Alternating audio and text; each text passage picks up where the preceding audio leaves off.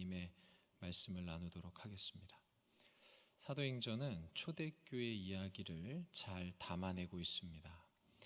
초대교회의 상황은 교회가 수많은 박해와 어려움을 당하고 있는데 교회가 어떻게 그것을 극복하고 이겨내었는지, 그 어렵고 힘든 상황에서도 어떻게 복음이 땅끝까지 전파되었는지를 담고 있는 책이 바로 사도행전입니다. 그 어려운 상황 속에서도 어떻게 교회가 이겨내었는지 오늘 말씀을 통해서 깨닫고, 또 우리 교회도 오늘날 처한 환경 속에서 어떻게 신앙생활을 해야 할지를 깨닫는 시간 되기를 바랍니다. 초대교회가 그런 어려운 상황 속에서도 중간 평가라고 할 수 있는 오늘 본문에서 어떤 결과를 거두었는가? 31절 끝부분에 이렇게 나옵니다.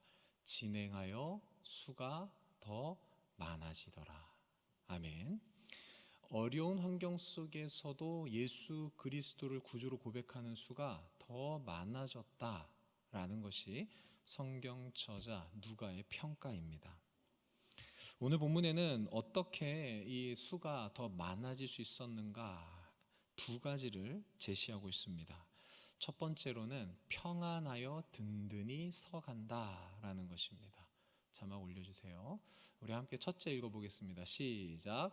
평안하여 든든히 서간다. 둘째 시작. 주를 경외함과 성령의 위로로 진행한다. 초대교회가 어떠한 그 박해와 환경 속에서도 수가 더 많아질 수 있었던 것은 평안해서 든든하게 튼튼하게 교회가 세워졌다라는 것, 그리고 주를 경외하고 성령의 위로가 있었다는 것, 이 두 가지, 이것이 있었기 때문에 교회에 믿는 자의 수가 더해졌다라는 것입니다. 우리 왕성교회도 평안하여 든든히 서가는 교회 되기를 소망합니다. 왕성교회가 정말로 주를 경외하고 성령의 위로로 진행하여 날마다 수가 더 많아지는 교회 되기를 소망합니다. 누군가는 교회 성장, 수가 늘어나고 부흥하는 것을 부정적으로 표현하는 사람들도 있습니다. 그러나 오늘 본문에는 정확하게 교회가 어떻다고 말합니까? 수가 더 많아지니라. 교회는 성도의 수가 더 많아져야 되는 것인 줄 믿습니다. 성경은 그것을 가르치고 있어요. 교회가 평안하고 든든하고 주를 경외하고 성령의 역사가 나타나면 교인의 수가 더 많아진다. 이게 성경적 원리인 줄 믿습니다. 오늘 본문의 시작은 어떻게 하냐면 그리하여로 시작합니다. 그리하여는 어떤 의미냐면 앞에 충분히 힘들고 어려운 사건들이 있었는데 그러는 동안에 교회는 평안했고 튼튼히 서갔다. 힘들고 어렵고 감당하기 힘든 박해가 있었음에도 초대교회는 주를 경외했고 성령의 위로가 있어서 성도의 수가 더해졌다라는 겁니다. 그리하여라는 것은 그 앞에 나왔던, 이 9장 앞에 나왔던 수많은 힘들고 어려운 것들의 상황에도 불구하고, 그럼에도 불구하고 교회가 든든히 서가고 수가 많아졌다라는 것을 표현하고 있습니다. 오늘날 우리에게 이런 역사가 일어나기를 기대합니다.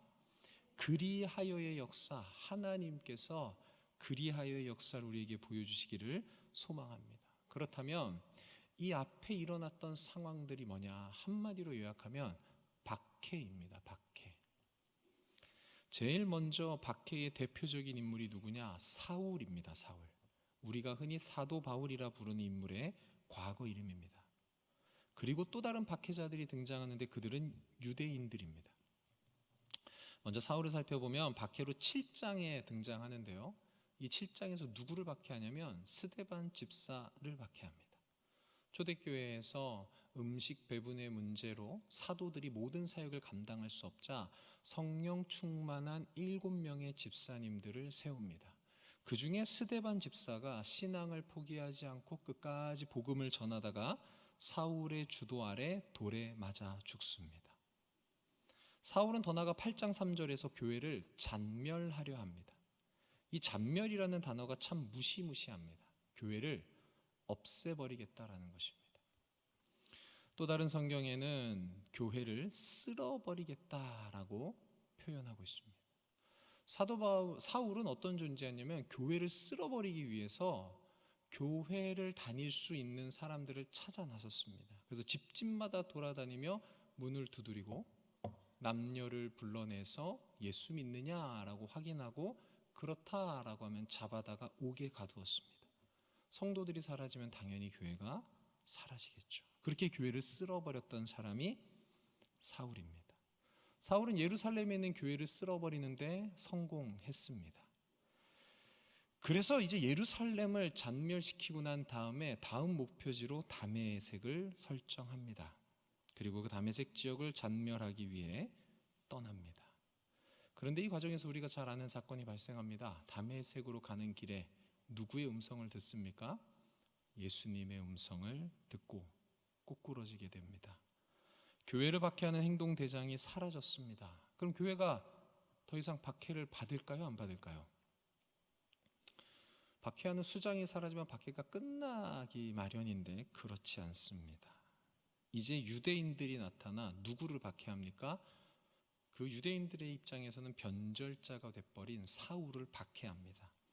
다메섹에 사는 유대인들은 사울 죽이기를 공모합니다. 서로 회의를 한 겁니다. 그 죽이기를 위한 행동이 얼마나 두려웠는지 사울은 광주리에 담겨져 예루살렘으로 도망칩니다. 예루살렘에 있는 유대인들도 사울을 죽이기에 힘썼다라고 성경은 말합니다. 그래서 사울은 또다시 다소라는 지역으로 도망을 가게 됩니다. 박해자 사울이 예수님께 부름받아 복음을 전하는 사람으로 바뀌자 또 다른 박해자인 유대인들이 나타나 다메섹에서 예루살렘에서 그 사울을 끝까지 박해하더라. 이런 박해가 한창 있는데 교회에는 오늘 본문이 어땠다고요? 평안하더라. 이렇게 박해가 있는데 교회는 어떻겠다? 든든하게 서가더라. 아멘이십니까? 여러분 이런 상황이 이해가 되십니까? 예수 믿으면 잡아다가 끌고 가고 잡아다가 돌 쳐 죽이는 이런 상황에서 초대교회 성도들은 주를 경외했다라는 것입니다. 여러분 이것이 초대교회 성도들의 신앙이었습니다. 그 결과가 뭐라고요? 수가 더 많아지더라. 예수 믿으면 박해받고 예수 믿으면 핍박이 있는 그 시대에 예수가 더 흥왕할 수 있었던 이유가 오늘 본문에 담겨 있는 것입니다. 그렇다면 과연 어떻게 무슨 근거로 교회는 이 박해 속에서도 평안함을 누릴 수 있었을까요? 이 핍박 속에서도 어떻게 교회는 든든히 서갈 수 있었을까요? 우리는 그것을 깨달아야만 합니다. 첫 번째로 교회가 외부의 놀라운 핍박과 박해 속에서도 든든할 수 있었던 이유는 헌신자들이 있었기 때문입니다. 성경에 나오는 근전 문맥에서의 첫 번째 헌신자는 6장에 나오는 아까 말씀드렸던 7 집사 중에 첫 번째로 언급된 스데반 집사입니다. 스데반 집사는 복음 전하기를 주저하지 않았어요. 돌에 맞으면서도 자신의 신앙을 포기하지 않았고 결국 돌 맞아 죽었습니다. 이 스데반 집사가 죽고 나서 8장에 또 다른 한 명의 집사가 나오는데 그 이름은 빌립입니다. 빌립도 복음을 전하다 도망갑니다. 쫓겨갑니다. 사울이 다메섹으로 가는 길에 예수를 만나 눈이 멀자 그에게 기도해 준 사람이 아나니아입니다. 근데 아나니아는 의아한 거예요. 사울이라는 인간은 예루살렘에 있는 교회를 잔멸하고 쓸어버린 인간인데 왜 내가 그를 위해 기도해야 합니까? 그래도 주님께서 기도하라 하시니 기도하는 순종의 헌신자가 아나니아였습니다. 그런 사울이 아까 말씀드렸던 것처럼 다메섹에 쫓겨나서 예루살렘으로 다시 왔을 때 사울은 예루살렘에 있는 제자들하고 함께하기를 원했습니다. 근데 예루살렘에 있는 제자들도 사울을 받아줄 이유가 없죠. 얼마 전까지만 해도 우리를 박해하던 사람이니까. 그런데 그 제자들과 사울 사이에 중재를 한 헌신자가 있습니다. 그가 바나바입니다. 사울이 다메섹 도상에서 예수님을 만났고 이제 그 복음을 믿기 시작했다. 우리와 함께일 수 있는 자다라고 바나바가 적극 중재하였습니다. 외부의 박해가 아무리 심하고 기독교를 잔멸시키려는 움직임이 끊이지 않아도 교회 내부 안에 스데반, 빌립 같은 집사들, 아나니아와 바나바 같은 헌신자들이 있다면 교회는 뭐 할 수 있는 겁니까? 이 외부의 핍박에도 평안할 수 있다. 심지어 든든히 서갈 수 있다라는 것입니다. 아멘이십니까? 우리 왕성교회에도 이런 헌신자들이 많아지기를 축복합니다. 그리고 우리가 말씀을 들으며 다짐할 것은 주님, 내가 그런 헌신자 되게 하소서. 아멘이십니까? 이 교회에 누군가 헌신하겠지, 누군가 중재하겠지, 누군가 주님의 음성에 순종하겠지라고 뒤로 빠지지 마시고 내가 이 교회를 평안케 하고 이 교회를 든든히 세우는 일꾼 되기 원하는 기도를 충분히 하시기를 바랍니다. 교회가 평안하고 든든히 서갈 수 있는 두 번째 비결은 무엇이냐? 말씀드린 대로 사울이라는 이 박해자를 누가 만나십니까? 예수님이 만나셔서 예수님이 그의 인생을 송두리째 바꿔놓습니다. 우리 9장 15절을 함께 한번 읽어보겠습니다. 사도행전 9장 15절 시작. 주께서 이르시되 가라, 이 사람은 내 이름을 이방인과 임금들과 이스라엘 자손들에게 전하기 위하여 택한 나의 그릇이라. 아멘. 교회가 박해당하고 있었고 그 박해의 주동자를 예수님은 뭐 하신다는 겁니까? 이방인의 사도로 부르셨다라는 겁니다. 교회가 환난과 역경 속에서도 평안하고 든든히 설 수 있는 이유는 주 예수 그리스도께서 뭐 하시고 계신다? 사람을 찾아 불러서 세우고 계신다. 예수님은 이 교회가 결코 패망하지 않도록 지금도 일하고 계신 줄 믿습니다. 가장 적합한 사람을 찾아서 부르시고 그를 세우는 것입니다. 어떤 사람이 사울을 회심시키겠습니까? 그 누구도 사울에게 복음을 전할 생각을 했겠습니까? 아무도 안 했을 겁니다. 오직 누구만? 예수 그리스도만. 저 사울이 가장 적합한 인물이야. 어떤? 교회를 평안하고 든든하게 세울 적합한 인물이야라고 우리 주님이 판단하셔서 부르신다는 겁니다. 주님께서는 교회가 평안하고 든든히 서가기를 원하십니다. 그래서 지금도 쉬지 않고 일하신 줄 믿습니다. 평안을 주는 분이 누구냐? 성경은 어떻게 말하냐면 요한복음 14장 17절에 평안을 너희에게 끼치노니 곧 나의 평안을 너희에게 주노라. 평안은 누가 주십니까? 예수님이 자신의 평안을 우리에게 이양해 주시는 거예요. 넘겨주시는 거예요. 교회는 그런 곳입니다. 예수님의 평안을 물려받은 자들이 평안을 누리는 것입니다. 우리 성도님들은 왕성교회 출입하실 때마다 평안을 느끼십니까?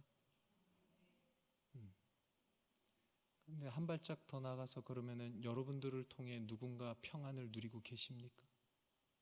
그게 중요한 거예요. 교회 문을 열고 들어오고 예배당의 문을 열고 들어오는데 문을 닫고 나가고 싶으면 안 되잖아요. 새가족 부실에 문 열고 들어가서 등록하려고 그랬는데 문 닫고 싶으면 안 되잖아요. 저희 교회 새가족부는 결코 그렇지 않습니다. 아주 따뜻하게 환대합니다. 찬양을 할 때도 마찬가지죠. 예배를 시작할 때 문을 여는데 누가 봐도 평안해야죠. 평안해야 됩니다. 왕성교회가 그런 교회 되기를 소망합니다. 예수님의 평안을 받아 평안해야 됩니다. 중간에 한번 정리하면 이렇습니다. 환난과 역경 속에서도 교회가 평안할 수 있는 이유는 수많은 헌신자들이 있기 때문입니다. 흔들리지 않는 헌신자들, 그리고 그 교회를 붙드시고 그 교회를 책임질 사람을 세우시는 예수님 때문에 평안할 수 있고 든든히 서가는 것입니다. 앞서 살펴봤던 이제 두 번째인데요, 박해를 극복할 수 있었던 원인 두 번째는 뭐냐? 주를 경외함과 성령의 위로로 진행하였다라는 것입니다. 초대교회는 그 박해 속에서도 주를, 여호와 하나님을 경외하였다라는 것입니다. 신약 성경에서 경외하다라는 표현이 오늘 본문에 처음 나옵니다. 마태, 마가, 누가, 요한복음을 쭉 거치면서도 한글 성경에는 경외하다라는 표현을 쓰지 않습니다. 그런데 그 표현을 좀 다른 번역들로 바꿔놨습니다. 다른 번역은 뭐냐면 두려워하다, 무서워하다라는 것입니다. 두렵고 무서움은 내 의지와 상관이 있을까요, 없을까요? 내가 두려워해야지 그럼 두려우십니까? 아니면 두려움은 내 의지와 상관없이 엄습해 오는 것입니까? 그냥 의지와 상관없이 오는 거예요. 엄마하고 아빠 중에 누가 더 무서워? 라고 했을 때 누가 떠오르십니까? 안 떠오르십니까? 저희 아이들은 제 얼굴을 떠올릴 겁니다. 그 두려움과 무서움은 난 아빠를 더 무서워해야지 라고 해서 그런 게 아닙니다.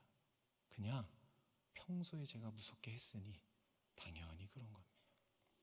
초등학생 때 당상역 건너편에 2001 아울렛 뒷골목에서 형님 두 분을 만났어요. 형님 두 분이 제게 가진 것 다 내놔 라고 했을 때 제 마음속으로는 두려워하고 싶었을까요? 센 척하고 싶었을까요? 센 척하고 싶죠. 그런데 두려움과 무서움이 찾아오는 거예요. 이거는 내가 안 두려워해야지, 안 무서워야 해야지라고 한다고 사라지는 게 아니라는 겁니다. 두려움과 무서움은 내 앞에 있는 존재를 내가 인식하는 그 순간 자연적으로 발생이 되는 겁니다. 초대교인들이 주를 경외했다라는 것은 뭐냐면 초대교인들은 누구를 인식했다는 거예요? 하나님이 어떤 분인지를 명확하게 알았다는 겁니다. 우리 하나님이 창조주이시며 그의 말씀대로 따르지 않고 행악을 저지를 때에 심판이 있다라는 것을 깨닫고 인지했을 때 내가 하나님의 말씀대로 살아야 되는구나라는 결론이 오게 되는 겁니다. 그 삶이 어떤 삶이에요? 주를 경외하는 삶이에요. 즉 초대교인들은 하나님에 대한 하나님에 대한 지식이 있었고 하나님을 깨달은 거고 실제로 삶 속에서 그 하나님을 뼛속 깊이 경험하고 있기 때문에 자동 반사적으로 주를 경외하는 인생을 살았다라는 것입니다. 어떤 상황에도요? 주님을 믿으면 잡혀가고 돌 맞아 죽어도 내가 잡혀가고 돌 맞아 죽는 것보다 누구의 심판이 더 두렵다는 거예요? 주님의 심판이. 내가 잡혀가고 돌 맞아 죽을지언정 나는 주님을 부인하지 못하겠습니다라는 게 초대교인들의 주를 경외하는 신앙이었다라는 것입니다. 우리 성도님들 하나님을 알려면 이렇게 깊이 아셔야 됩니다. 하나님을 경험하고 싶으시면 이렇게 깊이 지금도 살아서 내 옆에서 숨쉬고 역사하고 계시는 그 하나님, 그걸 우리는 인격적인 경험이라고 말합니다. 내 옆에서 지금도 나를 지켜보고 계시고 우리가 예배드리는 이 자리에도 함께하고 계시는 그 하나님, 딴짓할 수 있을까요 우리가? 그 하나님이 나를 보고 있는데 내가 사소한 거짓말이라도 할 수 있겠습니까? 하나님이 눈을 부릅뜨고 나를 지켜보고 계시는데 누군가를 미워할 수 있겠습니까? 그것이 주를 경외하는 거예요. 주를 경외하는 거예요. 초대교인들이 그렇게 살았답니다.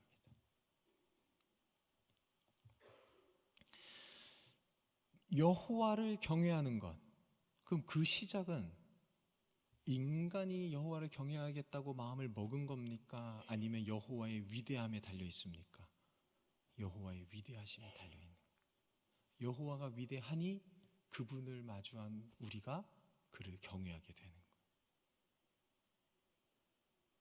여호와 그분의 능력을 드러내셨기 때문에 우리는 그 능력을 보고 두려워하게 되는 거예요. 결국에는 초대교회가 평안하고 든든히 설 수 있었던 것은 주 예수 그리스도께서 필요한 사울을 골라서 부르신 것과 성부 하나님이 본인의 능력을 아낌없이 드러내고 알려주셔서 성도들이 그것을 깨닫고 경외한 것.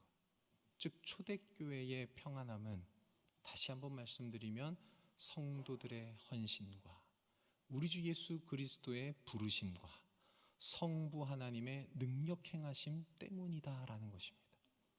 그리고 마지막 한 가지 남은 것이 성부, 성자 나왔으면 누구도 나와야 돼요? 성령 하나님도 나와야죠. 그래서 오늘 본문에 성령의 위로가 나옵니다. 우리 성도님들, 우리 안에 내주하시는 하나님은 성부, 성자, 성령 하나님 중 누구실까요? 너무 어려운 질문입니다. 성령 하나님이세요. 성령 하나님. 그런데 이 성령 하나님의 특징 크게 두 가지를 말씀드리면 그분은 창조 때도 역사하신 수면 위에 역사하신 창조주 하나님이세요. 우리 안에 내주하는 성령 하나님은 이 성경의 저자들을 감동시키셔서 이 성경을 쓰신 원저자이세요. 그런 지혜와 영광과 능력이 무한하신 하나님이 지금 어디 계신다? 예수를 믿는 우리 안에 내주하신다. 초대교회가 평안하고 든든히 설 수 있었던 이유가 뭐냐? 그 능력의 지혜의 하나님이 박해와 핍박 가운데서도 성도들 심령 가운데 내주하시면서 뭐 하신다? 위로해 주신다. 할렐루야. 오늘날 수많은 불신자들 또 성도들 마찬가지로 위로가 필요한 시대입니다. 위로가 필요해요. 사실 제가 이 본문을 선택한 것도 이 위로라는 단어 때문이었습니다. 많은 사람들이 상담소를 찾아가고 때로 누군가는 약으로 그 위로를 받으려 하고 누군가는 다른 그런 쾌락적인 부분들로 삶을 위로하려 합니다. 그러나 그 세상적인 모든 것들은 유통기한이 너무 짧다는 겁니다. 그 순간의 위로로 그치더라. 그런데 우리 안에 내주하시는 성령 하나님 어떻습니까? 영원하신 분입니다. 그럼 그 영원하신 분이 주시는 위로는 어떨까요? 영원할 줄 믿습니다. 할렐루야. 우리 성도님들 그 위로를 경험하셔야 돼요. 성령 하나님이 내 이야기를 들어주십니다. 내 옆에 있는 인격적인 존재, 친구나 배우자가 혹은 자녀가, 부모가 내 이야기를 귀담아 들어주기만 해도 우리는 위로가 됩니다. 심지어 어떤 검사님이 그랬어요. 범죄자의 얘기하면 잘 들어줘도 범죄자가 다 실토를 한대요. 잘만 들어주고 리액션만 잘해도.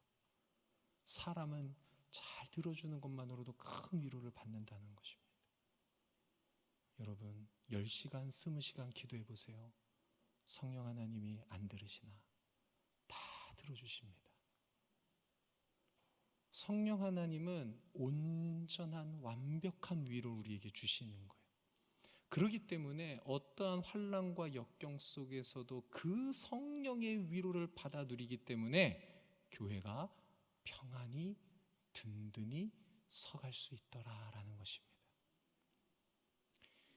모든 역경과 환난 속에서 교회가 든든히 설 수 있는 것은 성부, 성자, 성령 하나님이 본인들의 이 역할, 성부 하나님은 자신의 능력을 드러내서 성도들이 경외하게 만들고 성자 예수 그리스도께서는 그 당시에 필요한 사람들을 불러 세우고 성령 하나님은 힘들고 지친 성도들의 마음을 위로해 주시고 이 삼위일체 하나님의 역사를 경험한 헌신자들이 그리스도의 몸된 교회를 위해 순종하며 나아갈 때에 그림이 좀 그려지십니까? 네 박자가 맞아야 됩니다. 그렇게 될 때에 교회가 평안하고 든든히 서가서 그 수가 많아지게 되는 줄 믿습니다. 우리는 하나님께 간구해야 됩니다. 하나님, 일하시지요. 하나님, 역사하시지요. 그저 계시지 마시고 이 교회 가운데 하나님의 능력을, 주님의 부르심을, 성령의 위로를 퍼부어 주셔서 수많은 헌신자들이 나와 왕성교회가 하나님의 뜻에 합당한 교회 되어 수가 많아지는 교회 되게 하여 주옵소서. 오늘날 이 시대에 정말 길 잃은 자들이 많습니다. 방황하는 영혼들이 많습니다. 그들이 다 이곳으로 와서 평안함을 누리기를 소망합니다.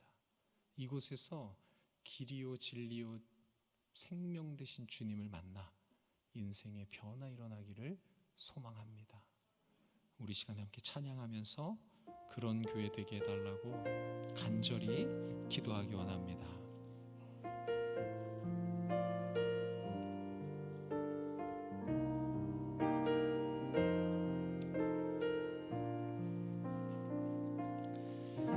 우리에게 소원이 하나 있네. 주님 다시 오실 그날까지 우리 가슴에 새긴 주의 십자가 사랑, 나의 교회를 사랑케 하네.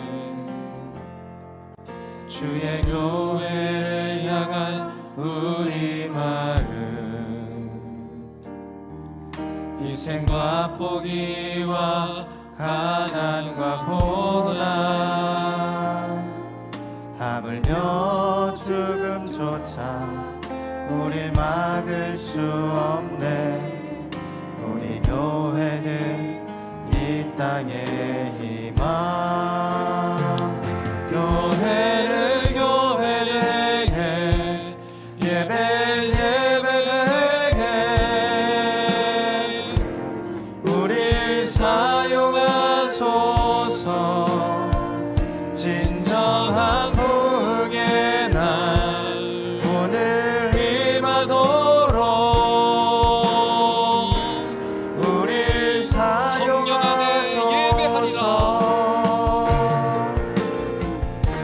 성령 안에 예배하리라. 자유의 마음으로 사랑으로 사역하리라. 교회는 생명이니 교회를 교회되게, 예배를 예배되게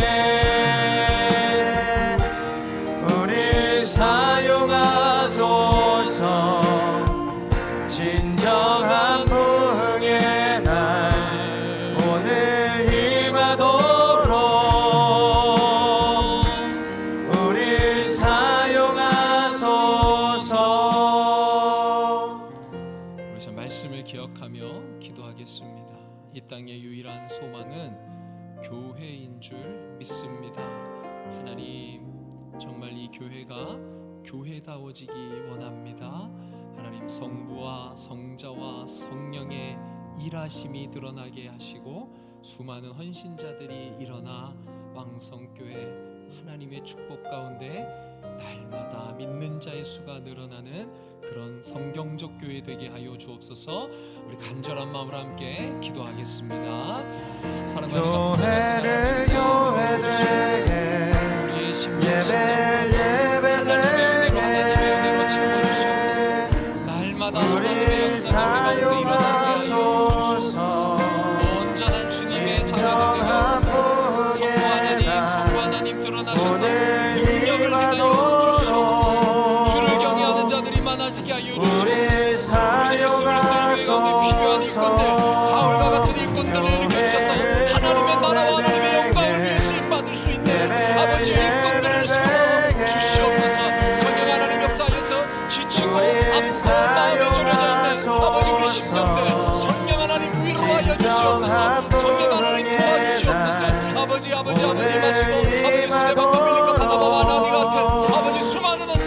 나와 이 교회가 아버지 편안하게 든든하게 서울 수 있도록 역사해 주옵소서. 구원의 감격을 얻은 자들, 그 구원에 끝나지 않기를 원합니다. 하나님이 교회를 통해 일하시고 역사하시기를 원하는 줄 믿습니다. 교회가 평안하여 든든히 서고 주를 경외함으로 성령의 위로 가운데 진행하여 날마다 수가 더해지는 복된 교회 되게 하여 주옵소서. 이를 위해 헌신하기로 다짐하는 주의 백성들 가운데 함께하여 주옵소서. 예수님 이름으로 기도합니다. 아멘.